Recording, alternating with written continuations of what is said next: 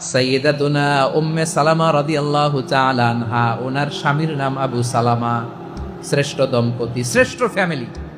প্রথমে হিজরত করেছিলেন হাবাসায়, পরে হিজরত করেছেন মদিনায়। উহুদ যুদ্ধের পরে ওনার স্বামী আবু সালামা ইন্তেকাল করলো, শহীদ হলো। সুবহানাল্লাহ পড়েন। যখন আবু সালামা ইন্তেকাল করলো, উম্মে সালামা রাদিয়াল্লাহু তাআলা আনহা কেঁদে কেঁদে হয়রান। আর নবীর শিখানো বাণী অনুযায়ী তিনি বারবার পড়ছিলেন ইন্না লিল্লাহ। কি পড়ছিলেন? ওই কই জামু, কি হরমু, এগুলো বলে নেই। কি বলছে? ইন্না লিল্লাহ। যেহেতু বিশ্বনবী বলেছেন, কেউ যদি বিপদের প্রথম ধাক্কায় পড়ে ইন্না লিল্লাহি ওয়া ইন্না ইলাইহি রাজিউন, আল্লাহুম্মা আজুরনি ফি মুসিবাতি ওয়া আখলুফ লি খায়রাম মিনহা, তাহলে এই বিপদে যে সে যা হারালো তার চেয়ে শ্রেষ্ঠ কিছু দিয়ে আল্লাহ তার বদল দিয়ে দিবে।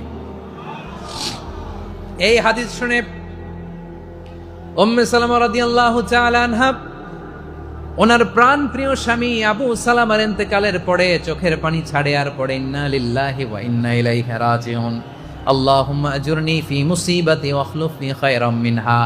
বারবার এই দোয়া পড়ে চোখের পানি ছাড়ে, এই দোয়া পড়ে চোখের পানি ছাড়ে, আর মনে মনে বলে আবু সালামার মতো ভালো মানুষ মদিনাতে নাই, আবু সালামার চেয়েও ভালো মানুষ মদিনাতে নাই।